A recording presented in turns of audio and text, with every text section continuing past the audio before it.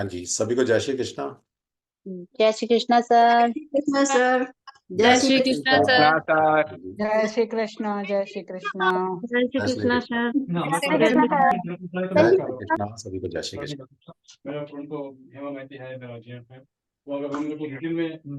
हाँ जी, चलिए।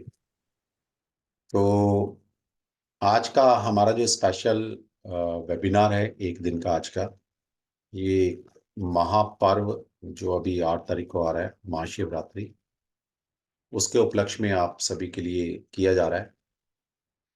और ऐसे कोई भी रिचुअल्स, कोई भी शुभ दिन आते हैं, कोई भी त्योहार हमारे आते हैं, तो उससे पहले हम ये एक क्लास या कोई भी वेबिनार इस तरह का फ्री का करते हैं कि आपको उस दिन क्या करना चाहिए। तो आज का ये स्पेशल वेबिनार भगवान शिव के लिए है। शिव की आराधना कैसे करें, उस दिन क्या करें, उस पवित्र दिन की एनर्जी को अपने जीवन में लाने के लिए, प्रॉस्पेरिटी लाने के लिए, तो आपको क्या उपाय करने चाहिए। तो ये आज हमारा वेबिनार रहेगा। ओके, तो मैं इनवाइट करूंगा सक्षम को। यह सक्षम,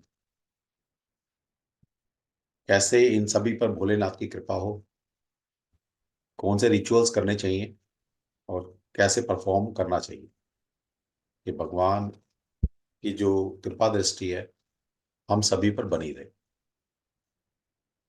जय श्री कृष्ण सभी को।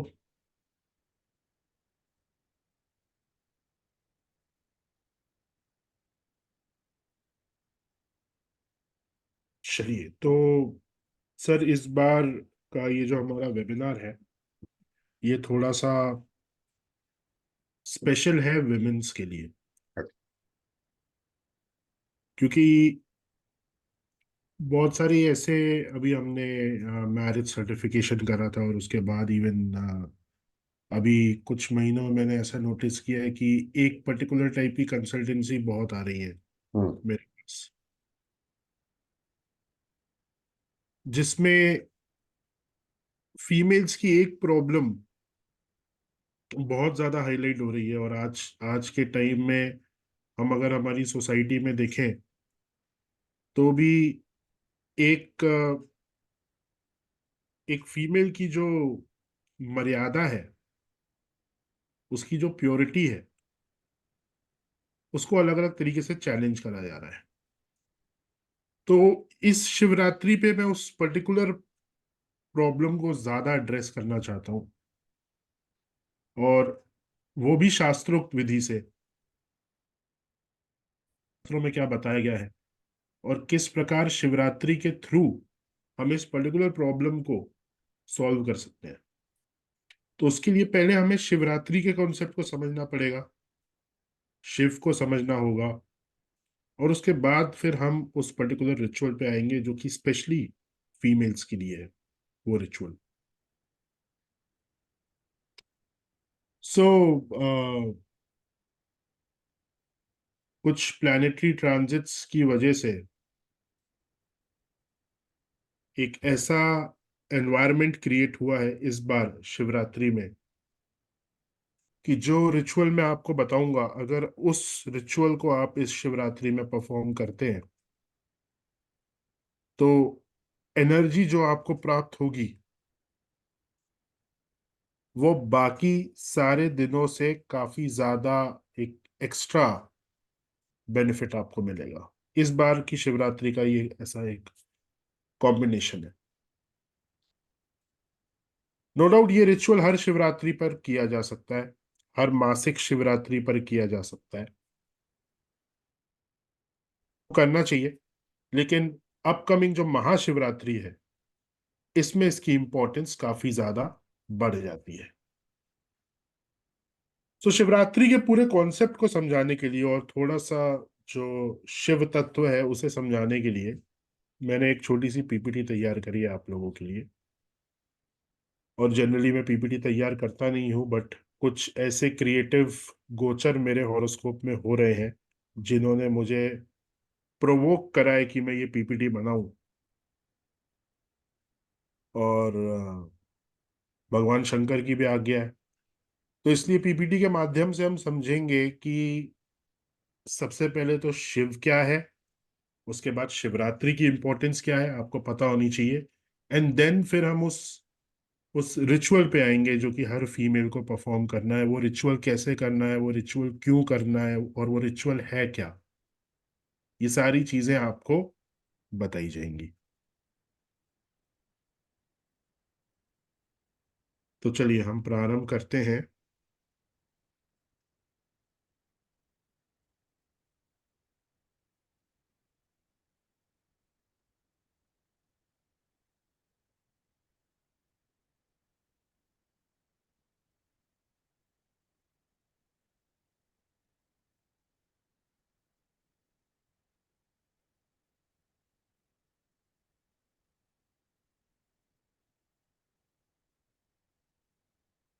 सभी को मेरी स्क्रीन विजिबल है?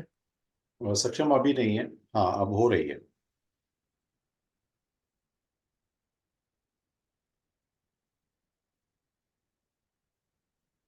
ओके, आई थिंक अब हो गई होगी। हाँ, हो गई है। सो आज इस वेबिनार में हम सबसे पहले कवर करेंगे कि शिवरात्रि का मतलब क्या है, शिवरात्रि की इम्पोर्टेंस क्या है। उसके बाद Atrishwal linga, Shiva prasad, and then ritual for women. ये हमारा आज का मोटिव है। जस्ट क्या प्रॉब्लम आ रहा है?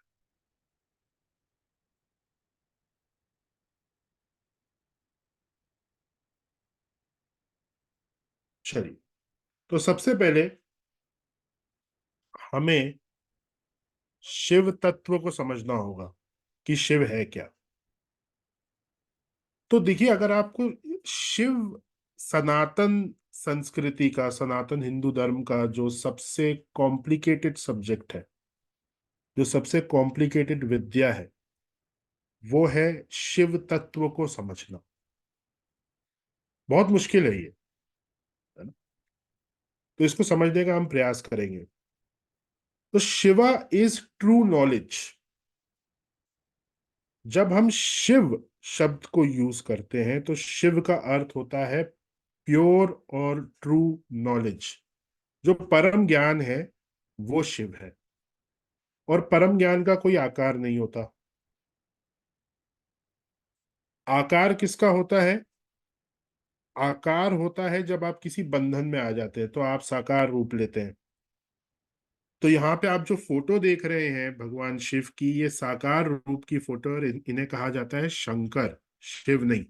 शिव और शंकर में अंतर है। शिव प्योर नॉलेज है, उस प्योर नॉलेज के ऊपर कुछ नहीं है। किसी भी सब्जेक्ट की अगर आपको ट्रू नॉलेज प्राप्त हो जाए तो वो शिव का एक छोटा सा पार्ट है। जैसे मान लीजिए आप कुकिंग करते हैं, और कुकिंग में आपने आपने दाल दाल फ्राई बनाना सीखा, और दाल फ्राई बनाते बनाते आपको दाल फ्राई की इतनी ज्यादा नॉलेज हो गई कि आपसे ज्यादा परफेक्ट दाल फ्राई कोई नहीं बना सकता। तो वो जो नॉलेज आपको प्राप्त हुई है उस दाल को बनाने की, जो परफेक्ट नॉलेज है, जिसके ऊपर और कोई इम्प्रोवाइजेशन उसमें नहीं करा जा सकता, वो परफेक्ट नॉलेज भी शिव ही है। कोई भी सब्जेक्ट हो, कोई भी आर्ट हो, कोई भी क्राफ्ट हो, अगर उस पर्टिकुलर स्किल की आपको प्योर एंड परफेक्ट नॉलेज प्राप्त हो जाती है तो आपको एक छोटा सा भाग शिव का प्राप्त हो गया। वेदांग में जो वेदों की परफेक्ट नॉलेज है, ज्योतिष की परफेक्ट नॉलेज है, व्याकरण की परफेक्ट नॉलेज है, वो परम शिव है। और बाकी सब्जेक्ट्स की जो छोटी छोटी सी आपको नॉलेज प्राप्त होती है, वो शिव का ही छोटा छोटा सा पार्ट है। तो शिव का मतलब होता है नॉलेज। आप जैसे भगवान शिव की जटाओं से ये धार देख रहे हैं यहाँ पे जो नीचे आ रही है, इसे कहा जाता है ज्ञान गंगा। तो शिव का अर्थ है परम ज्ञान, और परम ज्ञान का जो अर्थ है वो है शिव। अब ये जो शिव है, ये अपने अलग अलग स्वरूपों से बिल्कुल अलग है। जैसे कि भगवान शिव का एक एक स्वरूप है महेश्वर, एक स्वरूप है महादेव, एक स्वरूप है शंकर। तो ये सब क्या है, साकार स्वरूप है भगवान के। और शिव जो है वो निराकार है। तो आपके सामने यहाँ जो फोटो है, ये फोटो साकार फोटो है, ये भगवान का साकार स्वरूप है। इसलिए ये फोटो शिव नहीं हो सकती, ये फोटो शंकर हो सकती है, ये फोटो महादेव की हो सकती है, ये फोटो भोलेनाथ की हो सकती है, लेकिन शिव की नहीं हो सकती, क्योंकि शिव निराकार।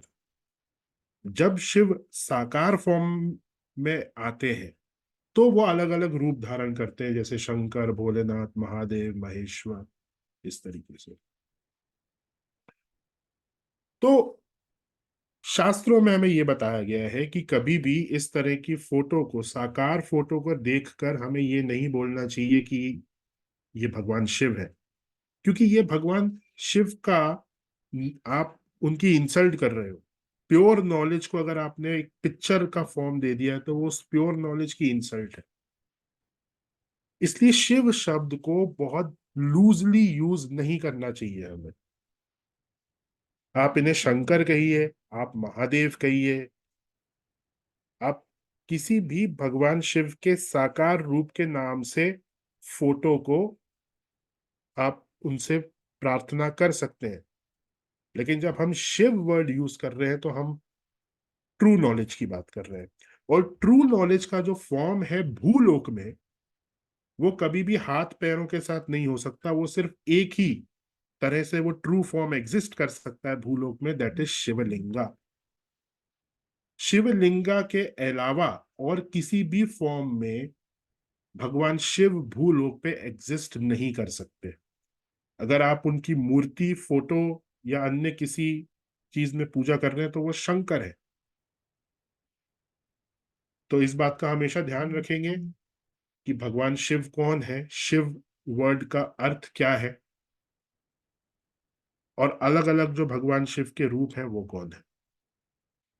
इसी तरह से हमारी एक सनातन धर्म में एक फिलॉसफी है, सत्यम शिवम सुंदरम। अगर हम इस फ्रेज को समझने का प्रयास करें, हम इस फिलॉसफी को समझने का प्रयास करें, सत्यम शिवम सुंदरम, तो सत्यम का मतलब होता है सत्य। सत्यम शिवम, जो सत्य है वो शिव है, और जो शिव है वही सबसे सुंदर है। तो इस पूरे संसार में जो भी चीज सत्य है वो नॉलेज का ही एक फॉर्म है, क्योंकि नॉलेज के, ज्ञान के अलावा और कोई भी चीज सत्य नहीं है। बाकी सारी चीजें झूठ है। इवन आपके स्वयं की एग्जिस्टेंस जो है वो भी एक झूठ है। जब आपको आपके बारे में, आपकी आत्मा के बारे में परम ज्ञान हो जाएगा तो आप शिव तत्व को प्राप्त कर लोगे, और उससे ज्यादा खूबसूरत, उससे ज्यादा सुंदर इस दुनिया में कुछ एग्जिस्ट नहीं करता। तो ये जो फिलॉसफी है सत्यम शिवम सुंदरम की, वो हमें ये बता रही है कि ज्ञान से ज्यादा, परम ज्ञान से ज्यादा सुंदर इस दुनिया में और कुछ भी नहीं है, और वो परम ज्ञान जो है दैट इज शिव। फिर निराकार और साकार शिव, जो हमने अभी डिस्कस करा था कि भगवान शिव जो है वो दो तरीके से एग्जिस्ट करते हैं। एक है निराकार फॉर्म दैट इज शिवा, और फिर उसके बाद जो है इट इज अ साकार फॉर्म जिसमें वो अलग अलग रूप लेते हैं। भगवान शिव का जो पंचाक्षरी मंत्र है, नमः शिवाय, पंचाक्षरी मंत्र है भगवान शिव का। इस पंचाक्षरी मंत्र का जो जप करा जाता है, वो जप ऐसा नहीं है कि सिर्फ शैव संप्रदाय को फॉलो करने वाले करें, या जब आप नमः शिवाय का जप करते हैं तो आप भगवान शिव की आराधना कर रहे हैं, ऐसा भी नहीं है। क्योंकि जो ये मंत्र है नमः शिवाय, ये इस दुनिया में जितने भी धातु हैं, जितने, मतलब एक तरीके से जितने भी पंच तत्व हैं उनसे सारी चीजें बनी है। ये उन पंच तत्वों की प्रार्थना है, नमः शिवाय। जब इसका निरुक्त हम समझेंगे, मंत्र शास्त्र में इसका पूरा विधान बताया हुआ है तो आपको समझ में आएगा कि नमः शिवाय भगवान शिव की आराधना आप कर रहे हैं, या भगवान शिव को इनसे आप भगवान शिव की पूजा कर रहे हैं इस मंत्र से, ऐसा नहीं है। इस मंत्र से संसार के हर कण की पूजा करी जाती है। नमः शिवाय।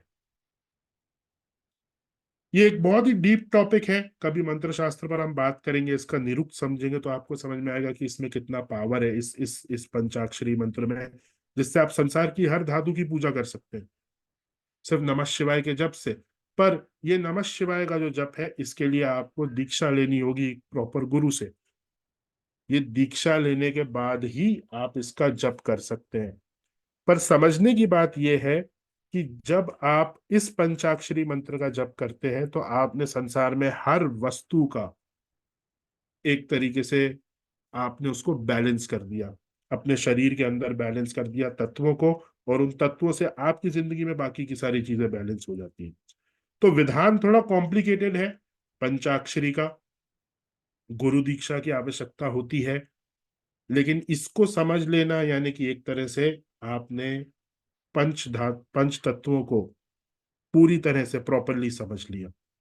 और इस मंत्र को समझने में ही आपको काफी समय लग जाएगा, आपको 2-3 साल के बाद समझ में आएगा कि ये मंत्र है क्या।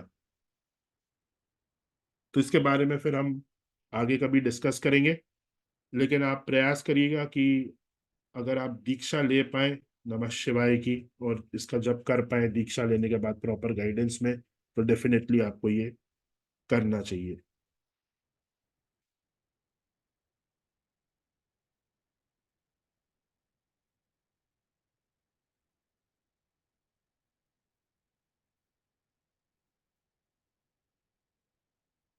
अब हम शिवरात्रि के बारे में डिस्कस करेंगे कि शिवरात्रि का कॉन्सेप्ट क्या है। जैसे हमने शिव को समझा, वैसे ही शिवरात्रि को समझना हमारे लिए बहुत जरूरी है कि इस दिन की इंपॉर्टेंस क्या है, इस दिन होता क्या है, बाहर यूनिवर्स में क्या होता है और आपके शरीर में अंदर क्या होता है, आपके अंदर की जो स्पिरिचुअल लाइफ है उसमें क्या होता है, क्या चेंजेस आते हैं, कैसे चीजें ट्रांसफॉर्म होती हैं इस पर्टिकुलर दिन में, ये हमारे लिए समझना जरूरी है। तो शिव और शक्ति का जो यूनियन होता है, जो मिलान होता है, वो इसी दिन होता है जिसे हम शिवरात्रि कहते हैं। तो शिव का मतलब मैंने आपको बताया प्योर नॉलेज।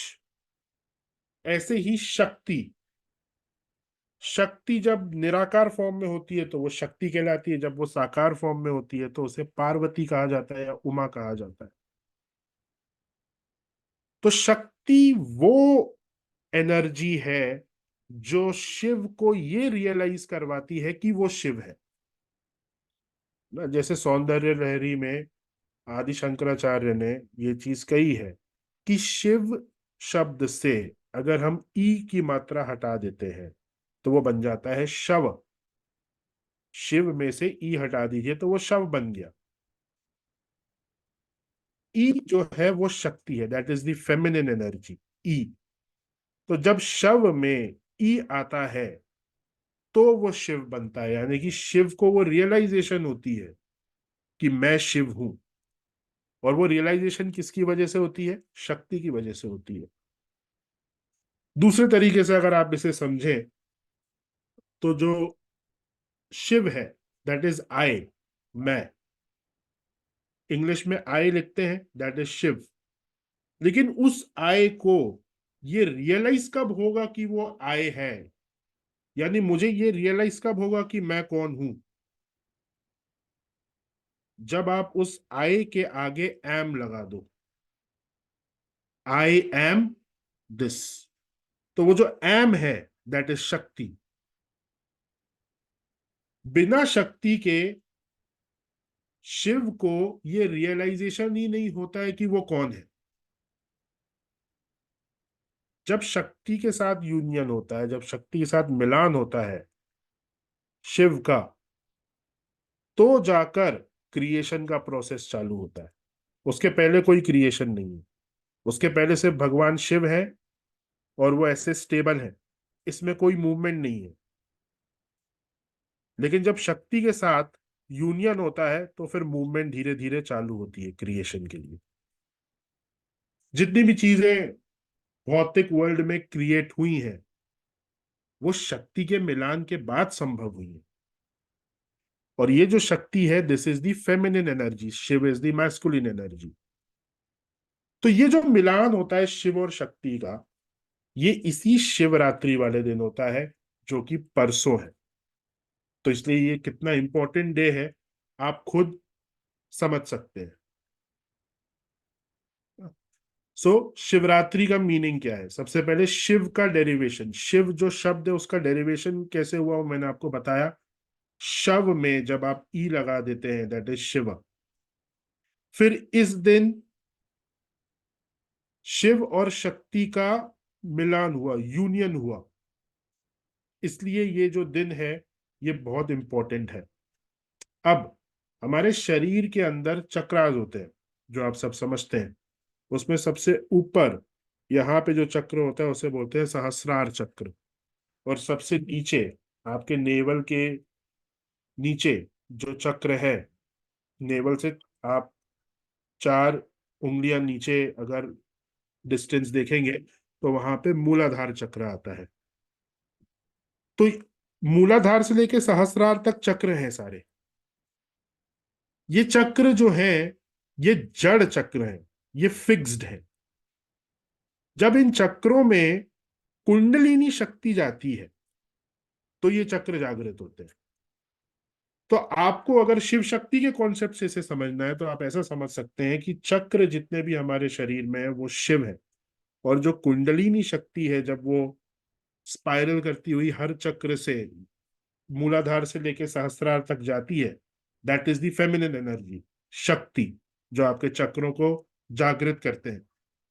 और उस जागृति के बाद आपको समझ में आने लगता है कि आप कौन हो, यानी कि आप शिव तत्व तक पहुंचना चालू करते हो।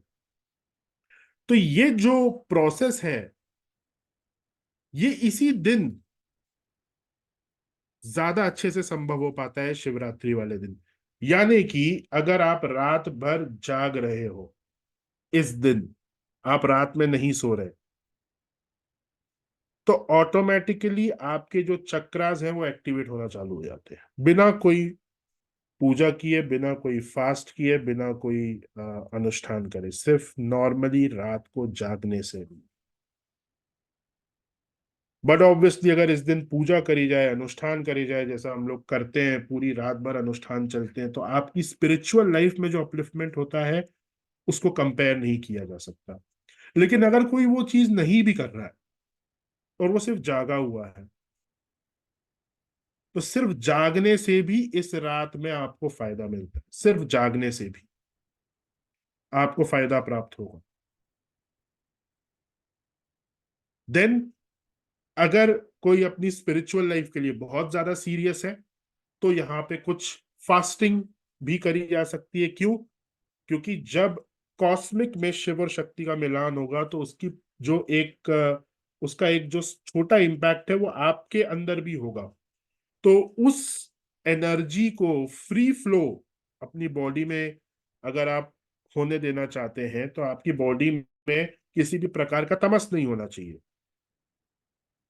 और तमस हमारे शरीर में कहां से आएगा? तामसिक खाना खाने से आएगा। इसलिए फास्टिंग इस दिन करी जाती है, ये इंश्योर करने के लिए कि जब आप अनुष्ठान कर रहे हैं, जब आप पूजा कर रहे हैं रात भर, और उससे जो आपका स्पिरिचुअल डेवलपमेंट हो रहा है उसमें कोई अवरोध ना रहे, उसमें कोई तामसिक एनर्जी का अवरोध ना रहे, इसलिए फास्टिंग करी जाती है। और शिवरात्रि की जो फास्टिंग है वो थोड़ी सी टफ फास्टिंग होती है। क्यों? क्योंकि यहाँ पे कुछ भी खाना अलाउ नहीं होता है। आप जूस पी सकते हैं, आप नारियल पानी पी सकते हैं, आप दूध पी सकते हैं, दैट्स इट। अगर आप थोड़े से ज्यादा कमजोर हैं तो आप फ्रूट खा सकते हैं, बट इसके अलावा और कुछ नहीं। अगर आप साबूदाना इत्यादि खाते हैं तो वो नॉनवेज की कैटेगरी में आ जाता है, तो फास्टिंग का सवाल ही नहीं उठा वहां पे। तो शिवरात्रि की फास्टिंग में फलाहार खाना अलाउ नहीं। आप ज्यादा से ज्यादा फ्रूट्स खा सकते हैं, वो भी तब जब आप कमजोर हैं। अदरवाइज ये या तो निर्जल फास्टिंग होती है जहां पानी भी नहीं पिया जा सकता, या फिर लिक्विड फास्टिंग होती है।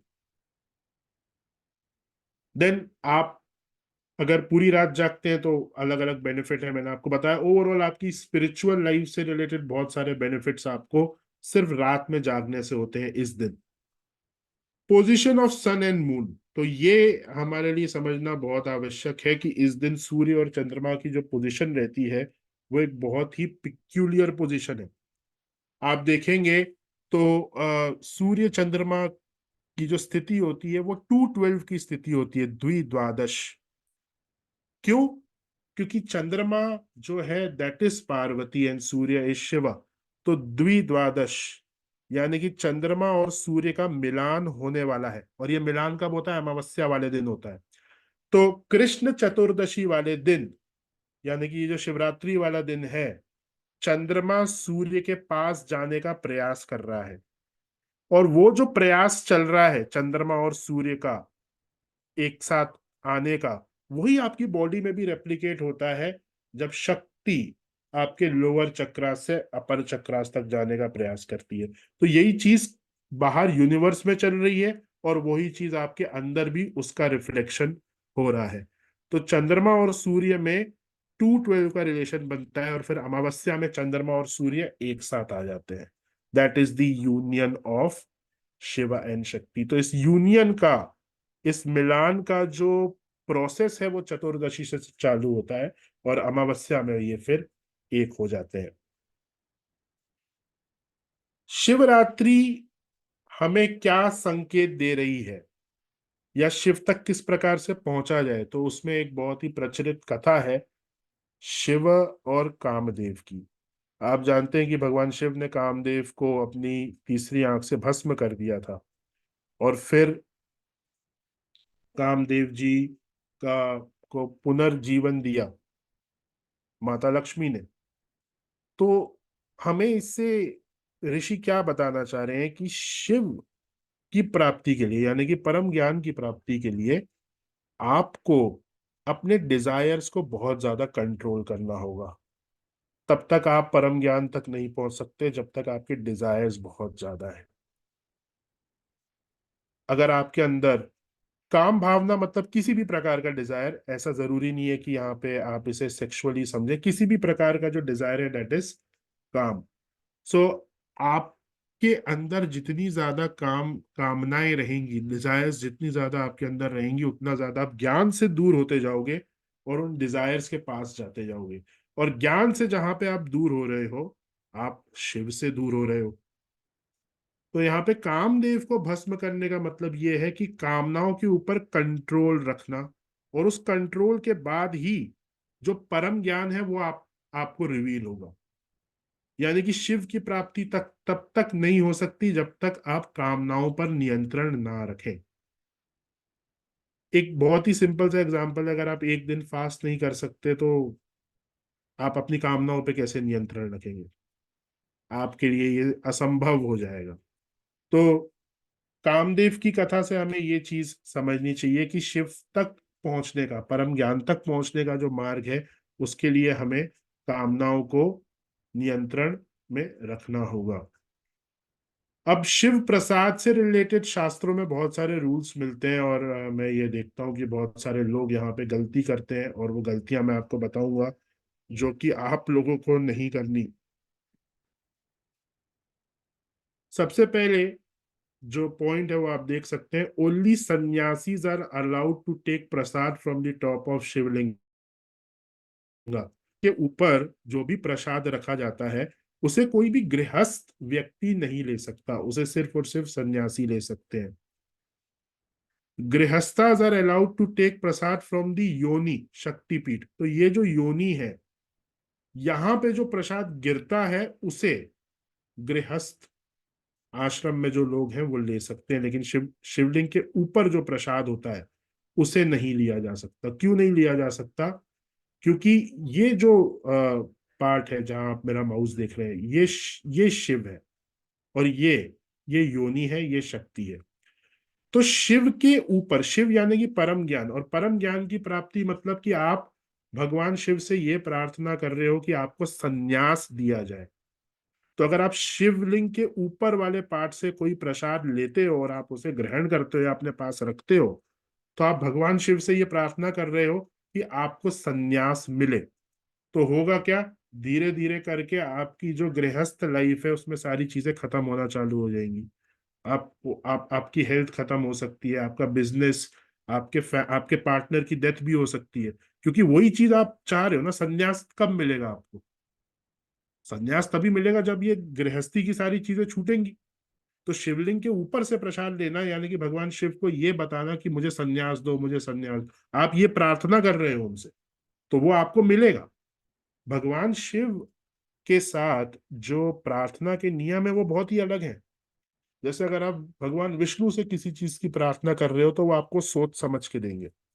अगर आप उनसे किसी अधर्म ऐसी चीज मांग रहे हैं जो अधर्म की श्रेणी में आती है, तो वो आपको नहीं देंगे। लेकिन भगवान शिव के साथ ऐसा नहीं है। भगवान शिव के साथ आपके जो भी विचार हैं, आपके दिमाग में जो भी चीज है, वो आपको, या आप एक्शन से जो चीजें मांग रहे हैं वो आपको मिल जाएंगी। इसलिए शिव पूजा के नियम अलग है। तो अगर हम शिवलिंग के ऊपर से कोई प्रसाद ले रहे हैं तो हम भगवान शिव से ये प्रार्थना कर रहे हैं कि हमें सिर्फ और सिर्फ ज्ञान चाहिए और हमें गृहस्थी नहीं चाहिए। तो आपकी गृहस्थी छूट जाएगी। आप मैरिड हो तो आपका जो पूरी मैरिड लाइफ है वो डिस्ट्रॉय हो जाएगी, क्योंकि उसके बाद ही आप संन्यास तक जा पाओगे। तो गृहस्थ जो लोग हैं उनके लिए नियम ये है कि आपने मान लीजिए शिवलिंग के ऊपर प्रसाद चढ़ाया और यहां से प्रसाद गिर के योनि पर आ गया, तो अब योनि से आप ये प्रसाद ले सकते हो। पार्वती माता से आप, पार्वती माता आपको संसार देती है, पार्वती माता आपको गृहस्थी देती है, आपको बिजनेस, एजुकेशन, बच्चे, ये सब देती है। इसलिए जितने भी गृहस्थ लोग हैं वो हमेशा उनको शिवलिंग की जो योनि पीठ होती है, योनि, यहां से प्रसाद लेना है। शिवलिंग के ऊपर से प्रसाद नहीं लेना। देन थर्ड पॉइंट इज, जितने भी गृहस्थ लोग हैं उन्हें कभी भी अपने घर में ब्लैक शिवलिंग नहीं रखना चाहिए, क्योंकि ये भी संन्यास की प्रवृत्ति को इंक्रीज करेगा। ब्लैक शिवलिंग की अगर आप पूजा करेंगे तो 5-6 साल के बाद आप अपने घर परिवार को छोड़ के टाटा बाय बाय करके संन्यास की तरफ आप चले जाएंगे। तो जितने भी लोग मैरिड हैं, जितने भी लोग गृहस्थ हैं, उन्हें कभी भी ब्लैक शिवलिंग नहीं रखना चाहिए। ब्लैक के अलावा आप कोई भी शिवलिंग रखिए, उसमें कोई प्रॉब्लम नहीं है, लेकिन ब्लैक शिवलिंग जो है वो सिर्फ और सिर्फ सन्यासियों के लिए है। ये सबसे बेस्ट शिवलिंग होता है जो आप घर में रख सकते हैं। इसे कहा जाता है अत्रीश्वर लिंगा। लिंगा, अत्रीश्वर लिंगा का मतलब होता है वो शिवलिंग जिसको अत्रि मुनि, जिसकी जिसकी जो पूजा है अत्रि मुनि किया करते थे। तो रामायण में आपने देखा होगा अत्रि मुनि का उल्लेख आता है। तो अत्रि मुनि जिस शिवलिंग की पूजा करते हैं उसे कहा जाता है अत्रीश्वर लिंगा। और ये प्योर व्हाइट होता है कलर में। कोई भी व्हाइट शिवलिंग होगा दैट इज अत्रीश्वर लिंगा। और जो रिचुअल हम यहाँ पे डिस्कस करने वाले हैं स्पेशली विमेन्स के लिए, वो इसी अत्रीश्वर लिंगा से रिलेटेड है, जो आगे हम देखेंगे। नाउ एक बहुत ही स्पेशल रिचुअल जो मैं आपको बता रहा था, जिसको जो फीमेल्स के लिए है, वो हम डिस्कस करेंगे। अब देखिए, मैंने आपको ये बताया कि कोई भी प्रसाद शिवलिंग के ऊपर से नहीं लिया जाता, योनि से लिया जाता है। तो जब हम शिवरात्रि की पूजा करते हैं, हम रुद्राभिषेक करते हैं, हम बहुत सारी चीजें ऑफर करते हैं भगवान शिव को, उसमें एक वस्तु होती है वस्त्र। तो वस्त्र भगवान शिव को भी अर्पित किए जाते हैं और योनि पर पार्वती जी को भी अर्पित किए जाते हैं। पार्वती जी को जो वस्त्र अर्पित किए जाते हैं वो वस्त्र नॉर्मली साड़ी होती है। एक साड़ी पार्वती जी को अर्पित की जाती है जो कि योनि पीठ पर रखी जाती है। शिवरात्रि वाले दिन हर फीमेल को भगवान शिव की जो योनि पीठ होती है, जो जहां पे पार्वती जी का निवास होता है, वहां पर एक साड़ी अर्पित करनी होती है, और वो साड़ी पूरा समय पूजा में रहेगी, क्योंकि वो शिवलिंग की योनि पीठ पीठ पे अर्पित की हुई है। पूजा समाप्त होने के बाद, अभिषेक समाप्त होने के बाद, वो साड़ी योनि पीठ से उठाई जाती है और उसे वॉश करके जिस भी फीमेल ने वो अर्पित करी है वो उस साड़ी को पहनना होता है। जब ये पूरा प्रोसेस किया जाता है, और स्पेशली अगर ये एक अत्रिश्वर लिंगा के ऊपर ये प्रोसेस किया गया है किसी फीमेल के द्वारा, तो उस फीमेल की प्योरिटी और चैस्टिटी हमेशा मेंटेन रहेगी। क्यों? क्योंकि आपने अगर रामायण में ये चीज पढ़ी होगी या देखा होगा, जब सीता जी वनवास में थी भगवान श्री राम के साथ, तो वो अत्रि मुनि के आश्रम में जाते हैं,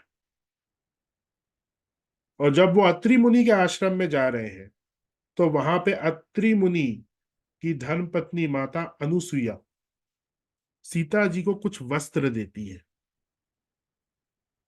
और वहां माता अनुसुईया ये चीज कहती हैं कि जब तक ये वस्त्र आपने धारण करे हुए हैं, आपकी पवित्रता मेंटेन रहेगी, आप कभी अपवित्र नहीं होंगे। तो जो वस्त्र सीता जी को उस समय दिए गए थे, वो वही वस्त्र थे जो अत्रिश्वर लिंग की योनि पर अर्पित करे गए थे। एक वाइट शिवलिंगा की जो योनि होती है, उस पे जो वस्त्र अर्पित करे गए थे, वही वस्त्र सीता जी को दिए गए थे, जिसको पहनने के बाद रावण उनके करीब भी नहीं आ पाया। और यही सेम ये रिचुअल जो है, ये सतयुग से लेके अभी तक चलता हुआ आ रहा है, कि जो भी फीमेल शिवलिंग की जो शक्ति पीठ है, जो योनि पीठ है, वहां पे साड़ी अर्पित करेगी और पूजा के बाद उसे धो धो के खुद धारण करेगी, उसकी प्योरिटी, उसकी चैस्टिटी कोई भी पुरुष खराब नहीं कर पाएगा। उसकी प्योरिटी और चैस्टिटी हमेशा मेंटेन रहेगी उस फीमेल की। सो अत्रिश्वर लिंगा पर ऑफरिंग करनी है हर फीमेल को, क्या चीज? साड़ी। जैसे माता अनुसुईया ने करके सीता माता को दी थी। Women should offer sari to the yoni peeth of Atrishwalinga. Offering sari to to the yoni peeth of Atrishwalinga ensures that the chastity and purity of the woman is always maintained. No one can destroy the purity of that woman who offers the sari to the yoni of Atrishwalinga. तो ये remedy हर female को करनी चाहिए, ये ensure करने के लिए कि उसकी प्योरिटी मेंटेन रहे। और अगर आपको व्हाइट शिवलिंग नहीं मिलता, यानी कि अगर आपको अत्रेश्वर लिंग प्राप्त नहीं होता किसी मंदिर में, तो बाकी किसी दूसरे शिवलिंग पे भी कर सकते हैं, उसमें भी कोई प्रॉब्लम नहीं है, लेकिन बेस्ट इज अत्रेश्वर लिंगा। इसके साथ साथ जो मेल्स हैं वो धोती ऑफर कर सकते हैं और वो उस धोती को पहन सकते हैं, उनके लिए भी वो बहुत बेनिफिशियल है। लेकिन जितना बेनिफिशियल फीमेल्स के लिए, उतना उतना ज्यादा मेल्स के लिए नहीं है, बट डेफिनेटली मेल्स को भी बेनिफिट होता है जब वो उस वस्त्र को धारण करते हैं जो भगवान शिव को ऑफर किया गया है। बट आपको लेना योनि पीठ से ही पड़ेगा। शिवलिंग के ऊपर अगर रखा हुआ है वस्त्र, तो वो कोई सन्यासी ले सकता है, आप नहीं ले सकते।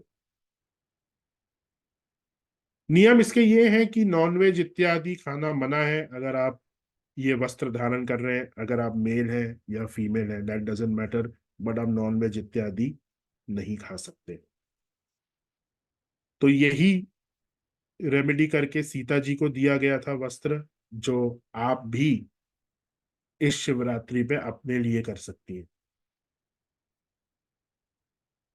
राइट। किसी के कोई सवाल हो तो अब हम वो ले सकते हैं।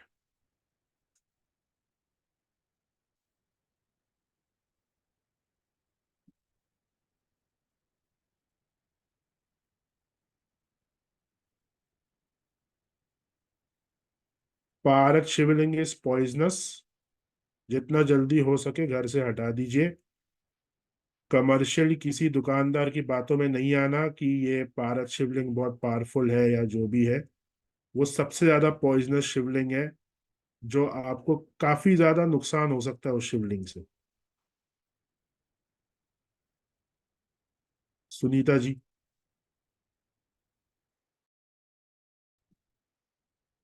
सर, आपने कहा कि ओम नमः शिवाय का जो मंत्र है वो आप दीक्षा ले सकते हो, तो दीक्षा किससे ली जा सकती है? जिसने खुद भी जाप कर रखा हो पहले, तो उसी से होगा ना?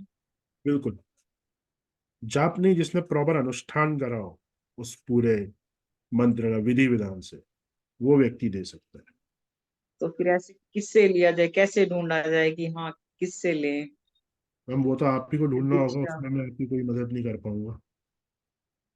आप भी दे सकते हो सर। नहीं मैम, मैं नहीं दूंगा, तो आपको अपने आप ही ढूंढना होगा। अच्छा, ज्योति जी। जय श्री कृष्ण सर। जय श्री कृष्ण। सर, मंदिर में जाने पर कई बार पंडित जी प्रसाद देते हैं खुद से उठाकर, है ना? हाँ तो वो तो हम लोग नहीं देखे रहते हैं कि वो प्रसाद कहाँ पर चढ़ा था, कहाँ पर नहीं, वो खुद ही देते हैं, तो क्या उसका भी इफेक्ट होगा? जी बिल्कुल होगा। अच्छा। आपको उनको डायरेक्ट करना होगा कि आपको योनि से प्रसाद चाहिए, शिवलिंग के ऊपर से नहीं। उन्होंने अगर शिवलिंग के हम्म। ऊपर से उठाकर आपको दे दिया है, तो उसका भी नेगेटिव प्रभाव आपके ऊपर होगा। हम्म। और सिंगल अगर सिंगल लेडीज भी कर सकती हैं। यस। हाँ जी सर, अगर ये आपने जो बताया दीक्षा के लिए, तो अगर मान लीजिए विष्णु जी का कोई दीक्षा लिया हुआ है, तो क्या ये नमः शिवाय का जाप कर सकता है या नहीं? तो मैंने आपको शुरुआत में बताया था कि नमः शिवाय का जप करने से कोई शैव नहीं बन जाता। नमः शिवाय हम्म। को लोग समझ ही नहीं पाए कि उसका मीनिंग क्या है, इसलिए उनको ऐसा लगता है ये शिव जी का मंत्र है। नमः शिवाय हम्म। सिर्फ शिव जी का मंत्र नहीं है। मैंने शुरुआत में ही वो चीज बताई थी। मैंने कम से हम्म। कम 70 से 80 दीक्षा ली हुई है ना? आपने शायद एक ही लिया होगा। हम्म। तो आप बिल्कुल ले सकती हैं, और हर इंसान को जो भी इस भूलोक में पैदा हुआ है उसे नमः शिवाय की दीक्षा लेनी चाहिए। उसके साथ आपने जिस जिस भी ओके। मंत्र की दीक्षा ली है, वो आपका गुरु मंत्र आप कंटिन्यू रखिए, बट नमः शिवाय हम्म। मैंडेटरी है। सर, कई बार सुनती हूँ कि गुरु एक ही धारण करना चाहिए, एक ही नाम पर, मतलब रूप, और क्या कहते हैं, मतलब भगवान का एक ही मतलब होना चाहिए, दर्शन और उनका नाम जो कर रहे हो, मतलब अलग अलग अगर रूप में, अगर अलग अलग भगवान पे अगर आप नाम जाप करते हो या पूजा करते हो, तो आगे। तो भक्ति मार्ग पे चलने के लिए मतलब एक ही भगवान को मान करके आगे चलना चाहिए, ऐसा सुना था। तो भगवान तो एक ही है ना, हम भी कहाँ मना कर रहे हैं। लेकिन भगवान ने अपने हम्म। अलग अलग रूप बताए हैं ना। एक हम्म। भगवान राम के ही अलग अलग रूप है। तो अगर ऐसा होता तो फिर अलग अलग रूप भगवान क्यों दिखाते? एक देखो, हम्म। सिंपल सी चीज है। आपका नाम है ज्योति, आप किसी की वाइफ हो, हम्म। किसी की मदर हो, किसी की बहन हो, लेकिन आप हो तो हम्म। एक ही ना। हाँ जी। क्या आप अपने हस्बैंड के साथ सिस्टर जैसा बिहेव कर सकते हो? नहीं। क्यों? आप हो तो एक ही भाई। अपने ब्रदर के लिए सिस्टर हो, तो अपने हस्बैंड के लिए भी बन सकती हो आप। क्या प्रॉब्लम है उसमें? हम्म। हम्म। प्रॉब्लम है कुछ? रिश्तों का जो एक के साथ जो रिश्ता है वही रहेगा, हस्बैंड वाइफ का रिश्ते में सिस्टर और ब्रदर वाला रिश्ता हो ही नहीं सकता है। फॉर्म बदल गया ना आपका, आपकी आत्मा एक ही हम्म। है। लेकिन जिस हम्म। हम्म।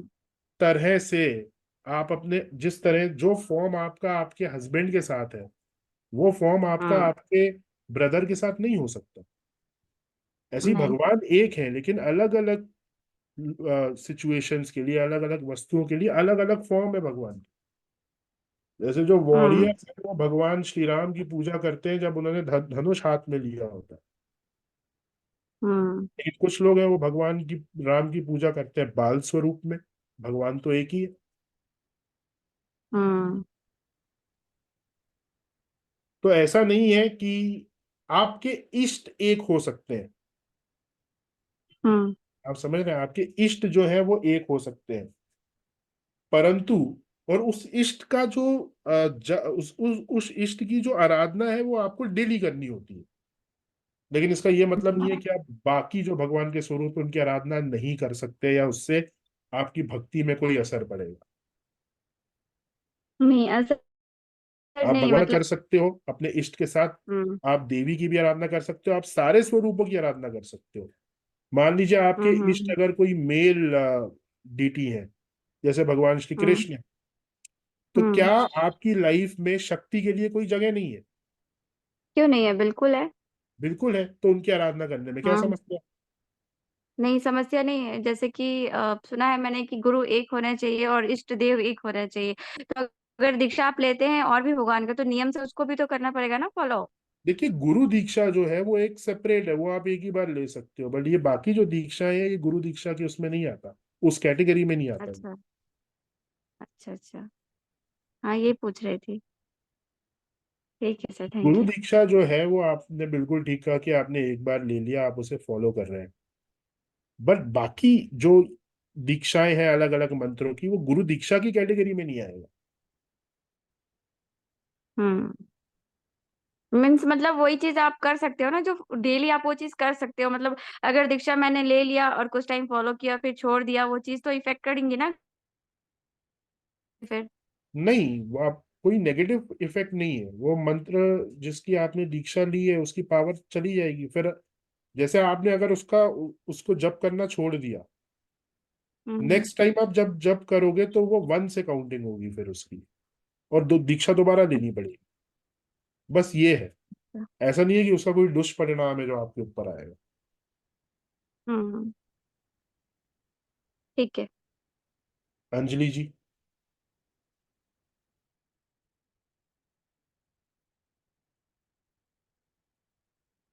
घर में कौन सा शिवलिंग स्थापित? देखिए, घर में शिवलिंग, मैं इस सवाल का जवाब अभी इसलिए नहीं दूंगा बिकॉज आप लोग घर में शिवलिंग स्थापित नहीं कर पाएंगे, आपको उसकी विधि पता नहीं है, एंड इवन 97% पंडितों को भी गलत विधि पता है। जो करेक्ट विधि है वो पंडितों को नहीं मालूम। ये एक कॉम्प्लिकेटेड विधि है जो, और इस विधि को जानने वाले पूरे इंडिया में 3% लोग हैं। पंडित जो नॉर्मल प्रतिष्ठा करी जाती है ना उस हिसाब से शिवलिंग स्थापित कराते हैं, लेकिन शिवलिंग के प्रतिष्ठा के नियम डिफरेंट है। तो अब मुझे, अगर आप कोई आपका ये जवाब देना है कि घर में कौन सा शिवलिंग स्थापित कर सकते हैं, तो मुझे स्थापना का पूरा प्रोसेस आपको समझाना पड़ेगा, जिसके लिए बहुत समय लगेगा, और आपको एक योग्य ब्राह्मण ढूंढना पड़ेगा जो मेरे बताए हुए प्रोसेस को एज इट इज फॉलो करे। शिव पूजा में कोई इफ एंड बट नहीं, एज इट इज जैसा बताया जा रहा है वैसा फॉलो होना चाहिए। पर अगर ब्लैक शिवलिंग आपने रखा हुआ है तो उसको हटा के आप व्हाइट शिवलिंग ले आइए, जिस भी विधि से आपने रखा हुआ है उस विधि से वापस व्हाइट शिवलिंग को रख दीजिए। इतना आप कर सकते हैं, या और कोई भी कलर चलेगा, ग्रे वगैरह नहीं, येलो, ग्रीन, इस तरीके से। पायल जी। सर जागरण कल रात को 12 बजे से करना है कि परसों रात को करना है? देखिए, जागरण जो है वो एक दिन पहले या एक दिन बाद में किया जा सकता है शिवरात्रि के, तो शिवरात्रि जो है वो फ्राइडे की है, तो आप कल भी कर सकते हो और आप सैटरडे को भी कर सकते हो। बट जो शिवरात्रि भृगुवार जो है उस दिन कोशिश करिए कि चारों प्रहरों का आप अभिषेक करें, फ्रॉम 6:15 PM to 6:15 AM। आप 2 प्रहर की पूजा और उसके बाद जागरण भी कर सकते हैं, it's up to you. Okay, thank you. Neetu ji. Thank you sir.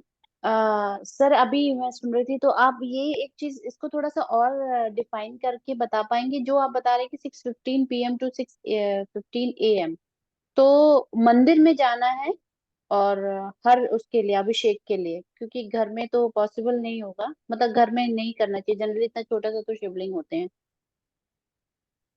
नहीं, घर में भी कर सकते हैं। जनरली होता क्या घर है, जैसे आपने एक प्रहर की पूजा करी, उसके बाद शिवलिंग को वापस से क्लीन कर दिया जाता है, सारी चीजें जो भी ऑफरिंग की गई है वो हटा दी जाती है। देन दूसरे प्रहर की पूजा चालू होती है, फिर वो फिनिश होगा, देन अगेन उसको पूरा क्लीन किया जाएगा, देन थर्ड प्रहर की पूजा चालू होगी। तो घर में भी किया जा सकता है, छोटे शिवलिंग पे भी किया जा सकता है। और घर में और बहुत बड़ा शिवलिंग आप नहीं रख सकते, 2 इंच से ऊपर का शिवलिंग आप वैसे ही नहीं रख सकते। एक तो ये चीज थी, और सर थोड़ा सा पूजा का मतलब आप वो भी बताइएगा कि कैसे करनी चाहिए, मतलब घर में भी है तो कैसे करनी चाहिए, कैसी चीजें ऑफर करनी चाहिए, ताकि जो कर रहे हो तो जब इफ एंड बट है नहीं तो फिर नियम भी क्लियर कट पता होना चाहिए कि जैसे हम लोग हैं, जनरल लोग हैं, तो हमें तो इतना मालूम है कि हम जल अर्पित करते हैं जिसमें दूध है या थोड़ा चीनी है या फिर पंचामृत कई बार देखिए, उनको ऑफर किए चीनी जाती हैं। चीनी कभी भी अर्पित नहीं करना है शिवलिंग के ऊपर, क्योंकि वो भी नॉन वेज है। जो व्हाइट शुगर है, व्हाइट शुगर, व्हाइट जो शुगर होती है उसका कलर व्हाइट होता है जब उसको बोन्स के साथ रख दिया जाता ओके ओके। है ना। तो तो आप चीनी की जगह आप गुड़ का पाउडर यूज करो, जैगरी, हाँ चीनी हो सकता व्हाइट है। शुगर मत यूज करिए। तो एक एक बार प्रोसेस बता देंगे सर कि करना ऐसे ही चाहिए जब भी आप शुगर करो। व्हाइट ही होती है गौतम जी, मेरे ख्याल से आप अभी बहुत ही बचकानी बातें कर रहे हैं। आपको ABCD जाके पढ़ना चाहिए, गूगल पे पढ़िए कि व्हाइट शुगर कैसे बनती है।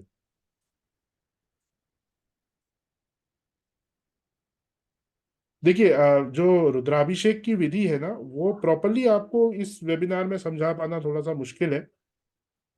जनरली अलग अलग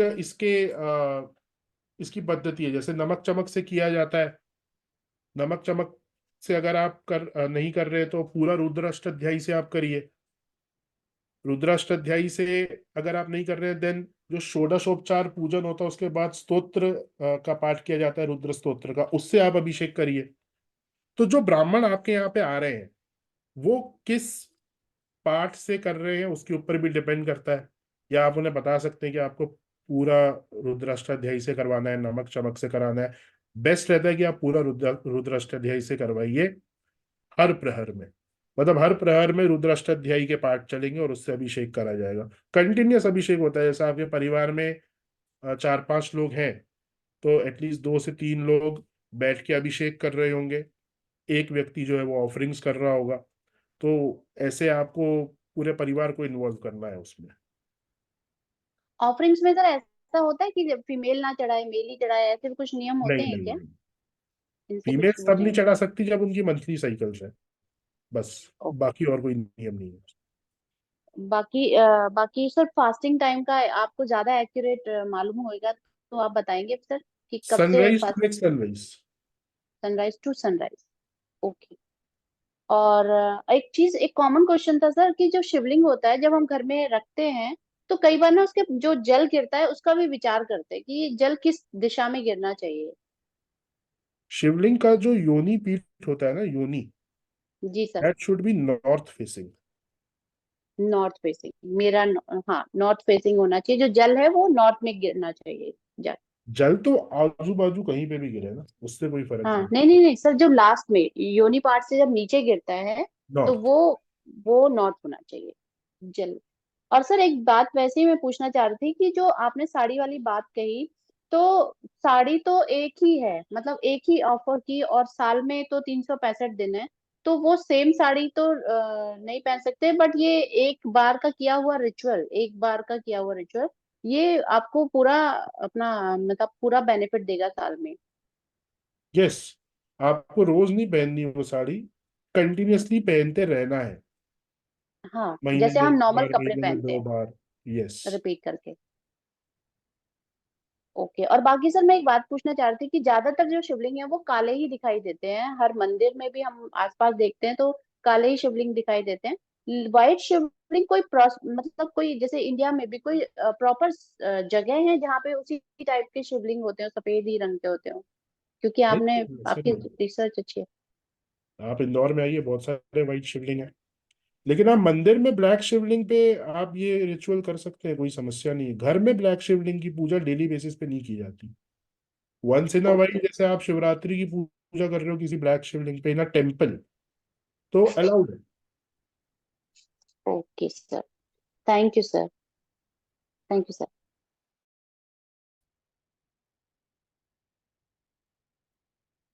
Harsha ji. Thank you sir. Sir मेरा क्वेश्चन ये है कि अभी हम जैसे न्यूली शिफ्ट हुए और मेरे पास शिवलिंग नहीं है, तो मैं पूजा करना चाहती हूँ, तो ऐसा कोई दूसरा ऑप्शन मतलब टेम्पल क्या टेम्पल करें? टेम्पल में। टेम्पल में? घर में कुछ मतलब मिट्टी का जैसे पिंड बनाए शिवलिंग जैसे उस पे पूजा किए? नहीं नहीं, देखिए, शिवलिंग स्थापित करने का प्रोसेस बहुत डिफरेंट है जो मैंने आपको बताया, ओके। और वो आप अपने एंड से नहीं कर सकते। अच्छा। उसके लिए आपको गाइडेंस की आवश्यकता पड़ेगी। अगर हम्म। प्रॉपर आप शिवलिंग स्थापित कराना चाहते हैं, वो पूरी पीठ बनती है उसकी। शिवलिंग ऐसा नहीं ओ- कि ला के रख दिया। हम्म। पार्थिव शिवलिंग का पूजन करा जा सकता है नॉर्मली, वो आप कर सकते हैं, बट उसके लिए भी फिर आपको एक ब्राह्मण लगेगा। हम्म। तो अगर आप स्वयं ही करना चाहते हो तो किसी टेम्पल में जाके करिए। ठीक है।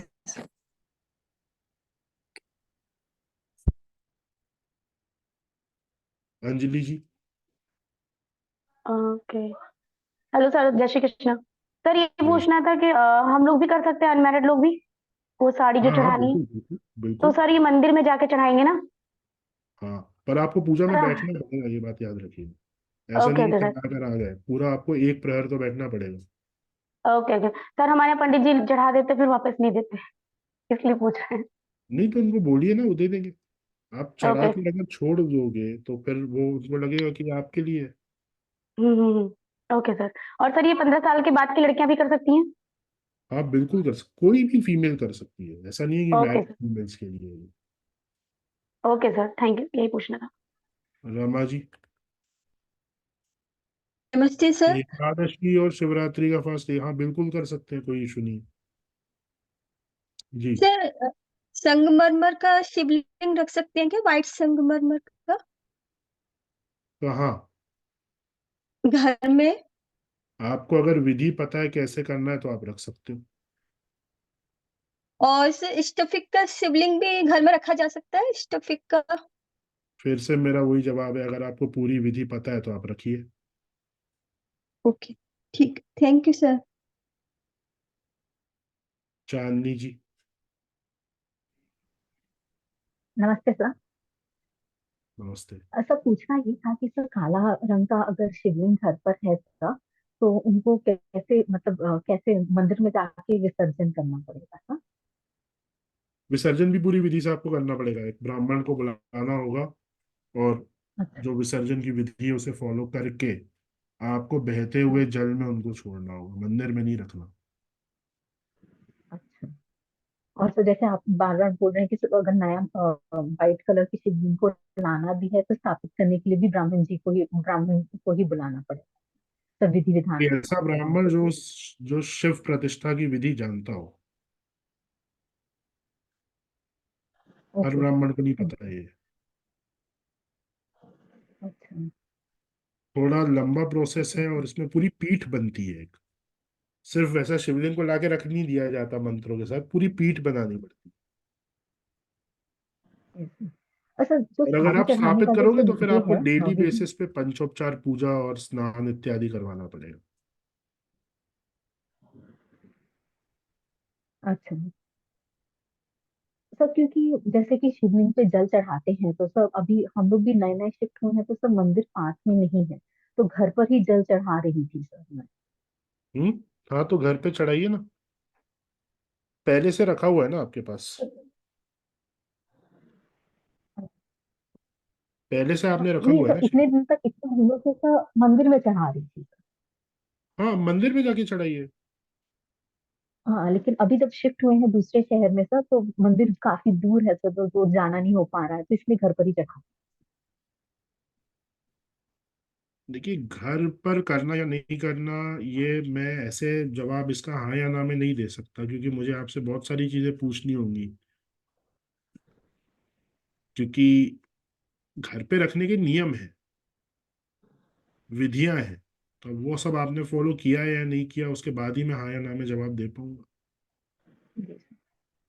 अगर पहले से किसी का रखा हुआ है तो ठीक है, आप कंटिन्यू रखिए, बट इन फ्यूचर आपको प्रॉपर उसकी प्रतिष्ठा सारी चीजें करवानी पड़े, आप ऐसे ही छोड़ नहीं सकते। जी सर, जी सर, थैंक यू। जानना जी। जी सर।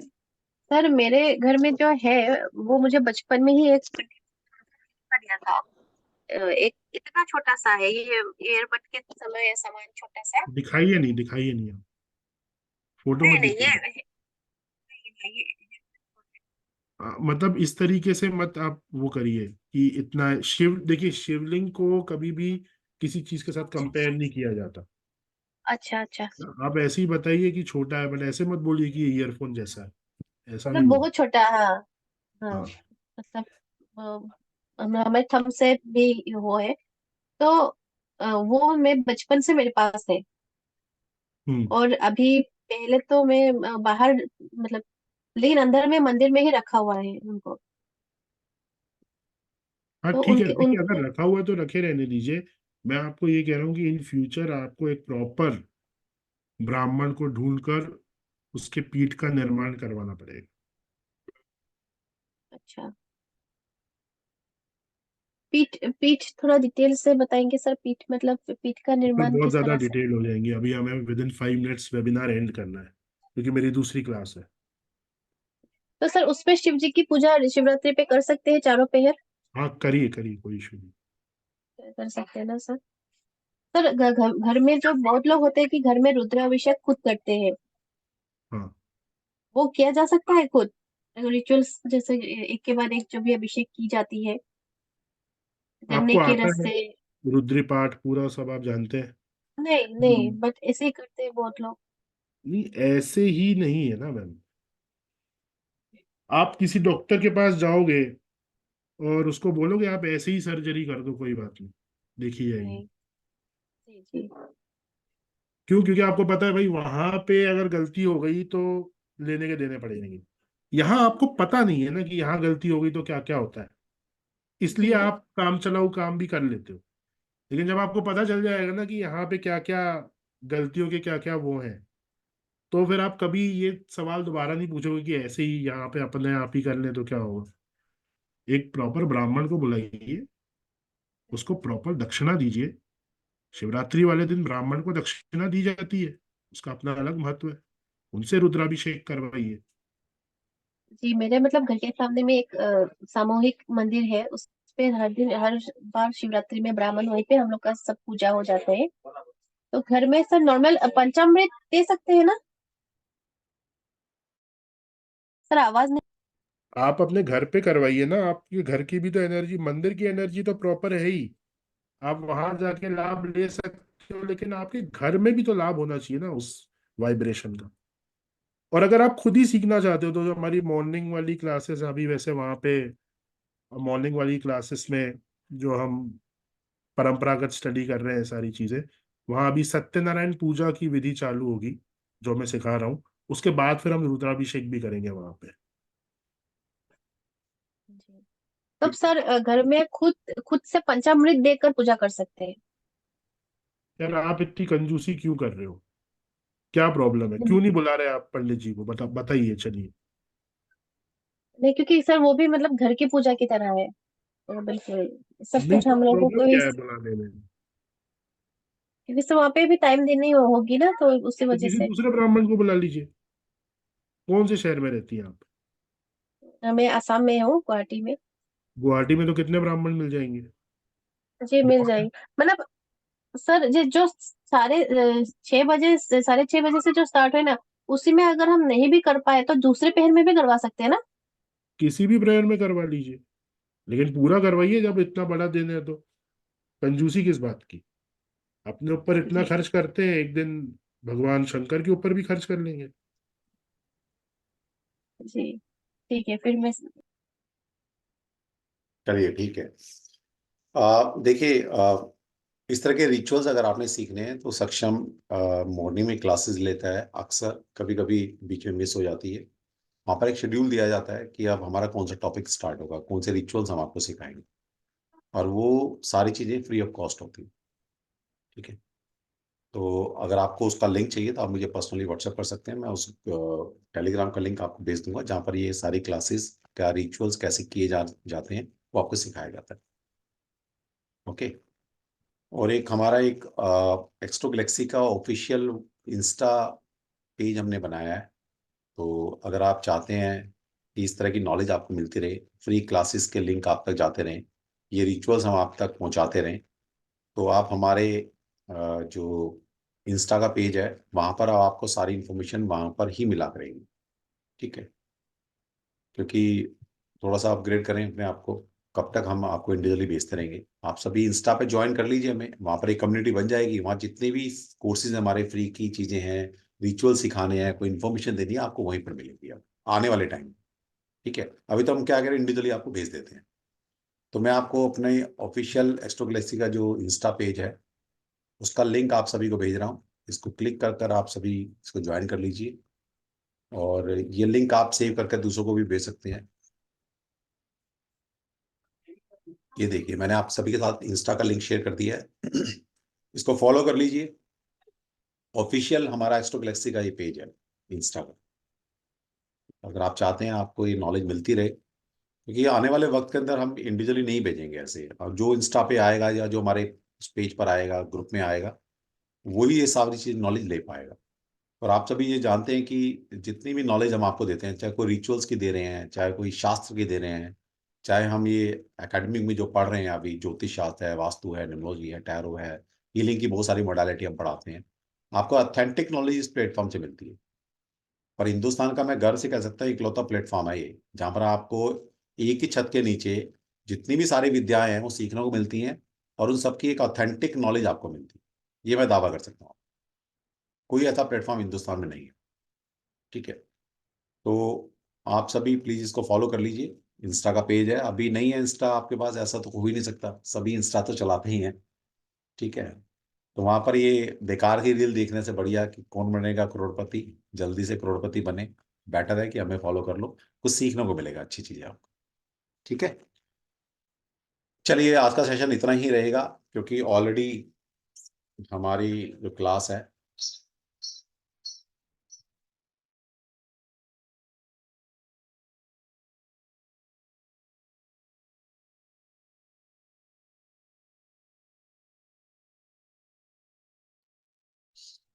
ओके, तो उम्मीद करता हूँ कि आप सभी ने फॉलो कर लिया होगा। फॉलो भी वही करेगा जिसको ऑथेंटिक नॉलेज चाहिए। अब जिसको कौन बनना है, करोड़पति खेलना है, कल ही करोड़पति बनना है, कैसे ये किया कराया, तंत्र मंत्र सीखना है, वो नहीं सिखाते हम हम आपको शास्त्र जो कहता है ऑथेंटिक नॉलेज वो देते हैं बस। बाकी तो भरा पड़ा है, यूट्यूब है ना, भरी पड़ी है ये सब सारी चीजें, वो कहीं से भी सीख सकते हो आप। अब मैं सिर्फ एक या दो कोई भी स्टूडेंट चाहे मेरे हैं या नहीं है, आज का सेशन कैसा लगा आपको, इसका फीडबैक मैं आपसे लेना चाहूंगा। कौन देना चाहेगा? लास्ट में किसने क्वेश्चन पूछा था? झरना ने पूछा था शायद झरना आप ही दो, चलो मैं आपको अनम्यूट कर रहा हूँ। अभी कोई और देना चाहता है जी फीडबैक कि कैसा आपको सेशन लगा हमारा, तो प्लीज आप अनम्यूट हैंड रेज कर सकते हैं, तो मैं आपको अलाउ करूँगा। यस झरना।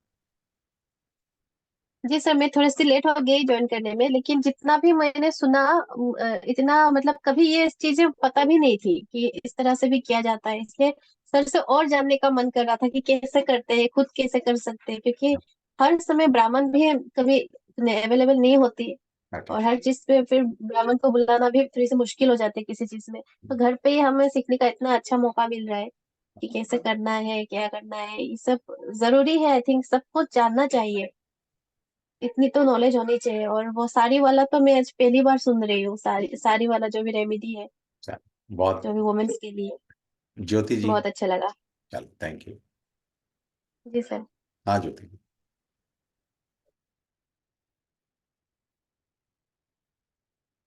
ज्योति जी अनम्यूट कीजिए अपने आप को।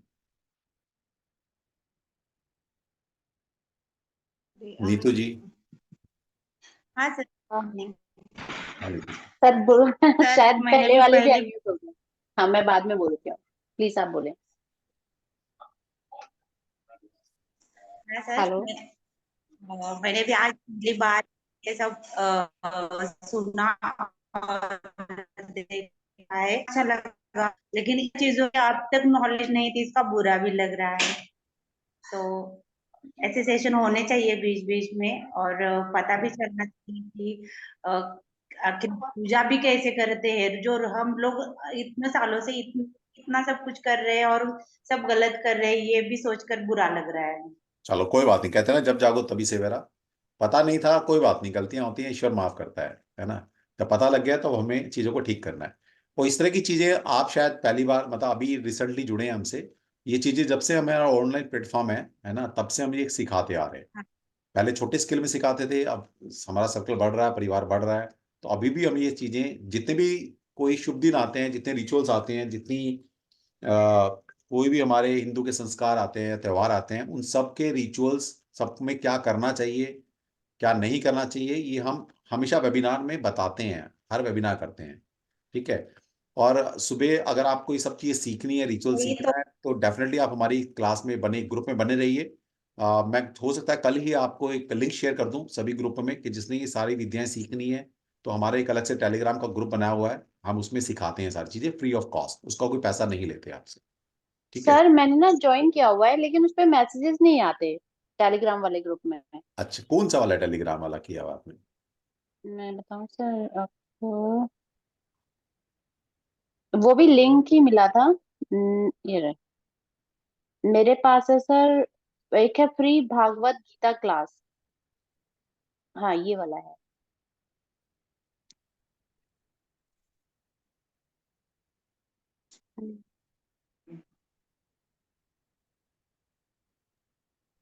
हाँ जी नीतू जी, कैसा हाँ जी सेशन सर। लगा आपको, ये बताइए।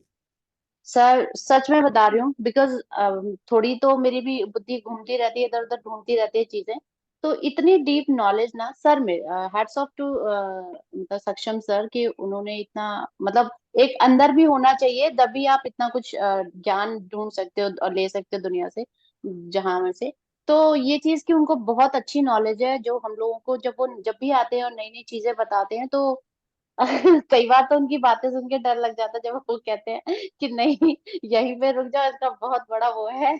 लेकिन वो जो भी बताते हैं, वो लगता है दिल से कि बहुत ऑथेंटिक है, और वो जो कह रहे हैं वो बहुत रिसर्च के बाद है। मीन्स बेशक उनकी एज छोटी है, बट उनका एक्सपीरियंस बहुत बड़ा है। और जब ये चीजें जैसे आज भी पता चली, तो मैंने इतनी बार शिवरात्रि सुना हुआ है, लेकिन ज्यादातर एक कहानी सुनते हैं हम कि एक शिकारी होता है शायद, और वो एक बेल पत्थर के पेड़ के नीचे होता है, और वही वाली स्टोरी ऑलमोस्ट मेरे को लगता है सबने सुनी होगी, कि वो रात भर पत्ते गिरते रहते हैं, फिर वो कैसे टाइम पास करे। तो वो वहां शिवलिंग होता है, वहां चढ़ाता रहता है, और उसकी पूजा उसकी हो जाती है, और उसको पता भी नहीं चलता इनफैक्ट।